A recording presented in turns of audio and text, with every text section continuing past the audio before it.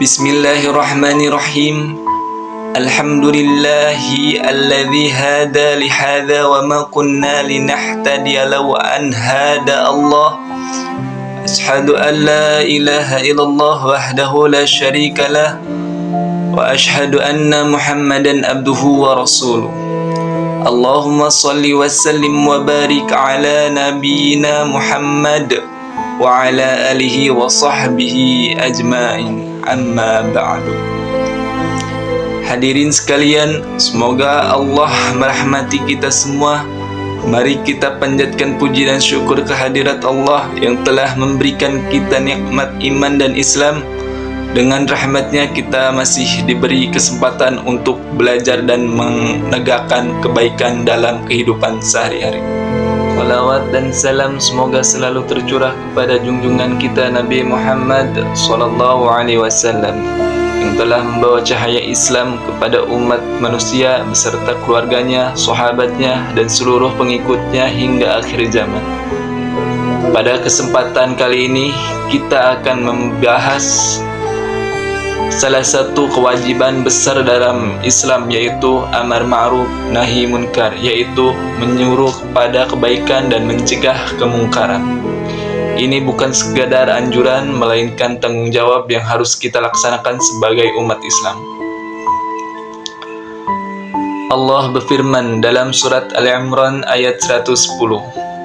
Kuntum khaira ummatin ukhrijat linnasi ta'muruna bil ma'rufi wa tanhauna 'anil munkari wa tu'minuna billah. Yang artinya, kalian adalah umat yang terbaik yang dilahirkan untuk manusia, menyuruh kepada yang ma'ruf dan mencegah dari yang munkar, dan beriman kepada Allah. Ayat ini menunjukkan bahwa umat Islam disebut sebagai umat yang terbaik bukan karena jumlahnya, tetapi karena tugasnya yang mulia. Yang pertama, menyuruh kepada yang ma'ruf atau segala sesuatu yang diperintahkan oleh Allah seperti salat, sedekah, dan berbuat baik kepada sesama. Dan yang kedua, mencegah dari yang munkar, segala sesuatu yang dilarang oleh Allah seperti maksiat, kemaksiatan, dan perbuatan dosa. Dan yang ketiga, beriman kepada Allah dengan menjalankan perintahnya dan menjauhi larangannya. Jika tugas ini ditinggalkan, maka keburukan akan merajalela dan akhirnya datanglah kehancuran dalam masyarakat. Oleh karena itu, setiap muslim harus peduli terhadap lingkungannya dan berusaha untuk menegakkan amar ma'ruf nahi munkar dengan cara yang baik.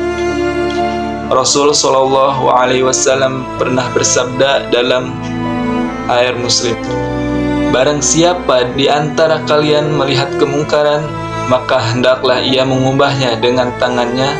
Jika ia tidak mampu, maka dengan lisannya. Jika ia tidak mampu juga, maka dengan hatinya, dan itulah selemah-lemahnya iman. Hadis ini menjelaskan 3 tingkatan dalam mencegah kemungkaran. Dan yang pertama, mengubah dengan tangan atau kekuasaan atau tindakan yang nyata. Ini berlaku bagi orang yang memiliki otoritas atau wewenang seperti pemimpin, orang tua, atau guru. Contohnya, seseorang pemimpin yang menegakkan aturan agar masyarakatnya tidak melakukan korupsi, atau seseorang yang melarang anaknya melakukan perbuatan yang salah. Dan yang kedua, mengubah dengan lisan atau nasihat dan dakwah. Jika tidak mampu dengan tindakan langsung, maka kita bisa menggunakan perkataan yang baik. Contohnya, seseorang teman mengingatkan temannya yang lalai dalam salat, atau seseorang guru yang menasihati muridnya agar tidak berkata kasar. Dan yang ketiga, mengubah dengan hati atau membenci dalam hati. Jika tidak mampu dengan tangan dan lisan, minimal seorang muslim harus membenci perbuatan munkar dalam hatinya. Namun, ini adalah tingkat iman yang paling lemah karena tidak ada usaha nyata untuk mengubah keadaan. Ada beberapa contoh penerapan amar ma'ruf nahi munkar dalam kehidupan sehari-hari. Dan yang pertama, di lingkungan keluarga. Orang tua mengajarkan anak-anaknya untuk rajin sholat dan membaca Al-Quran. Kakak-kakak mengingatkan adiknya untuk tidak berkata kasar atau berbohong. Dan yang kedua, di lingkungan sekolah atau tempat kerja. Seseorang teman mengajak temannya untuk berbuat baik seperti membantu teman lain yang sedang kesulitan, mengingatkan teman agar tidak menyontek atau melakukan tindakan curang lainnya. Dan yang ketiga, di masyarakat. Jika melihat kemaksiatan atau perbuatan penyimpangan, kita bisa menegurnya dengan cara yang baik. Mengajak orang untuk ikut dalam kegiatan keagamaan seperti kajian atau sedekah bersama. Dampak jika amar ma'ruf nahi munkar ditinggalkan. Jika tugas ini tidak dilaksanakan, maka akibatnya adalah yang pertama, masyarakat semakin jauh dari ajaran Islam. Jika tidak ada yang menegakkan kebaikan, maka dosa dan kemaksiatan akan dianggap biasa. Dan yang kedua, munculnya bencana dan kehancuran moral.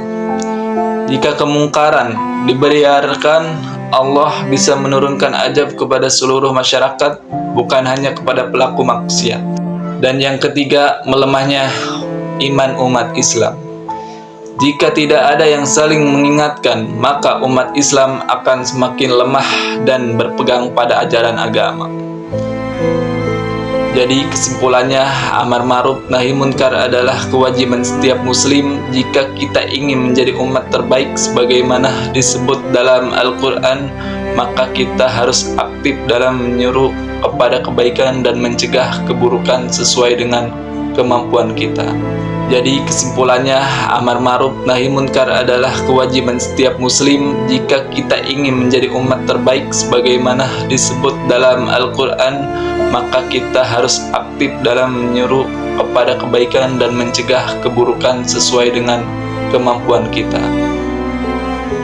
Sebagai penutup, mari kita mulai dari diri sendiri, keluarga, dan lingkungan sekitar.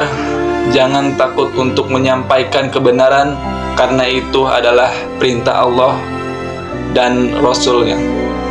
Semoga Allah memberikan kita kekuatan untuk selalu berada di jalan kebaikan dan melindungi kita dari segala keburukan. Wabillahi taufiq wal hidayah. Wassalamualaikum warahmatullahi wabarakatuh.